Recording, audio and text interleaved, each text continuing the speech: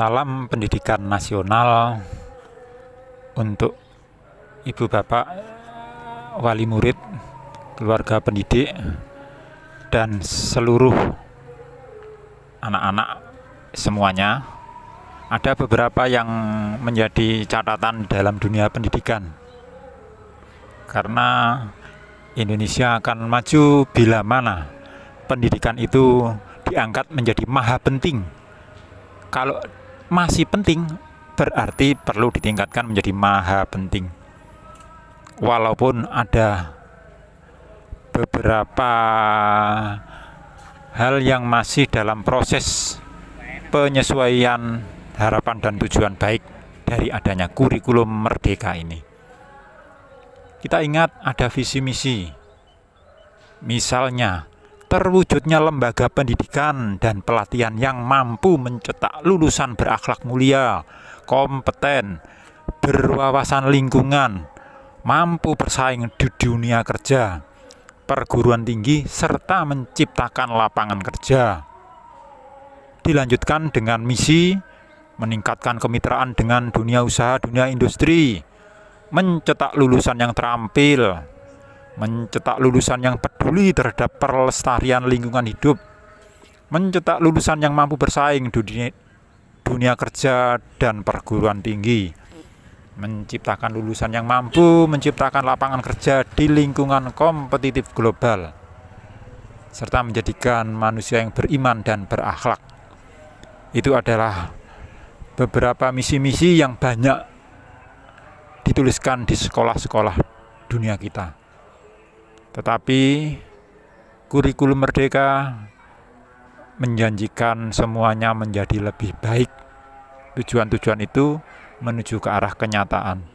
Untuk itu kita tidak perlu bingung dengan adanya kurikulum merdeka, tetapi apa yang menjadi rambu-rambu dari kurikulum itu sedikit-sedikit secara pokok perlu untuk kita pahami.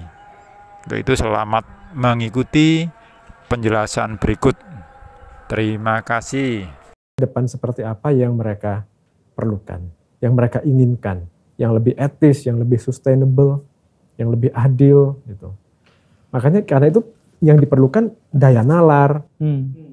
Profil pelajar Pancasila itu rumusan kita ya, kemampuan bernalar kritis, berpikir kreatif, nilai-nilai ketuhanan, iman, takwa, dan akhlak mulia, sehingga kita punya landasan moral dalam bertindak, apalagi kemandirian untuk berani berpikir sendiri dan mengambil keputusan, kebinekaan karena kita harus berinteraksi dengan orang yang berbeda agama, suku, ras, berbeda pendapat, ya. Gotong royong, kerjasama untuk tujuan yang lebih besar dari kepentingan pribadi kita. Jadi ini karakter-karakter dan kompetensi dalam profil pelajar Pancasila di Merdeka Belajar ini adalah kecakapan yang diperlukan anak-anak untuk bukan menyiapkan diri untuk masa depan tertentu, tapi justru untuk membayangkan masa depan seperti apa yang mereka inginkan dan ingin mereka bisa bentuk bersama-sama. Saya justru malah membayangkan hal yang lain, Pak. Di sisi teknis, ketika Bapak barusan menceritakan bahwa untuk menghadapi masalah zaman global di era ini, bukan soal pengetahuannya, tapi soal penalarannya, soal termasuk juga tadi imajinasi, soal iman dan takwa, kemampuan manusia, siswa-siswa kita dalam berakomodasi, mengakomodasi perbedaan dan sebagainya. Nah, di lapangan, guru-guru itu benar-benar sangat membutuhkan pegangan, patokan. Apa nih yang harus kita lakukan? Kalau yang tadi Bapak sampaikan, itu benar-benar terlalu untuk sebagian besar guru tentu saja, termasuk saya juga. Itu gimana mengimplementasikan materi-materi yang benar-benar luas, terbuka, terlalu fleksibel, mungkin tidak ada takaran yang pastinya, itu nanti apakah buku cetaknya juga akan hilang, apakah nanti guru-guru juga akan di-training bagaimana cara mengajukan semangat bernalar kepada siswa gitu, atau bagaimana? Kan guru-guru itu masih berpatokan pada buku, yang buku itu adalah teks, dan teks itu adalah teks berisi pengetahuan-pengetahuan, berisi data-data yang seperti itu. Nah, itu gak akan dipakai, tadi Bapak bilang, atau gimana? Ini pertanyaan yang bagus sekali Pak Guru ya. Dan ini salah satu problem utama, tantangan utama cara kita menerjemahkan visi tadi, visi Merdeka Belajar, visi kurikulum Merdeka ke tataran implementasi. Oke, sekarang kita bicara implementasi ya. Hal pertama yang perlu kita tekankan adalah bahwa implementasi kurikulum Merdeka itu memang membutuhkan perubahan cara berpikir, perubahan dan kemauan guru untuk merefleksikan apa yang mereka lakukan selama ini. Dan keberanian untuk mencoba memperbaikinya. Ya, jadi ini sebuah proses belajar. Kita tidak berharap, kita tidak menuntut guru untuk, oke, sekolah saya semester depan mulai melaksanakan kurikulum Merdeka. Maka saya harus sudah benar 100%. Sudah berubah total dan sekarang menjadi berubah paradigma di dalam hitungan hari. Itu tidak realistis. Yang kami dorong dan kami tekankan adalah perubahan kurikulum ini tolong dilihat sebagai ajakan, kesempatan dan momentum untuk memulai proses belajar. Sehingga kita lambat laun praktik pembelajaran kita akan mengarah kepada visi yang tadi kita ceritakan di awal yang mungkin tadi menurut Pak Guru agak waduh ini masih filosofis, masih abstrak gitu. Tapi sekali lagi tujuannya harus benar dulu, filosofinya harus benar dulu gitu ya. Nah, sekarang prosesnya itu sekali lagi ini butuh waktu. Dan yang kita harapkan terjadi ketika sebuah sekolah mengadopsi kurikulum Merdeka adalah sekolah itu berkomitmen untuk mendukung pembelajaran gurunya. Refleksi, sharing antar guru, keberanian untuk mencoba-coba hal baru. Terus kalau salah nggak disalahkan oleh kepala sekolahnya atau pengawas gitu ya. Itu.